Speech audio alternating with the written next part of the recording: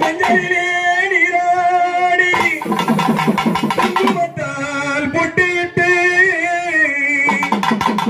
பூவாடை காரியம்மா நீ மருளாடி வந்திடம்மா உடுக்கை பொம்மை முரசொலிக்கு குருவி மேல தானொலிக்கு சித்தாங்கு அடை கட்டி ஐயனி சீரி எழுந்திடம்மா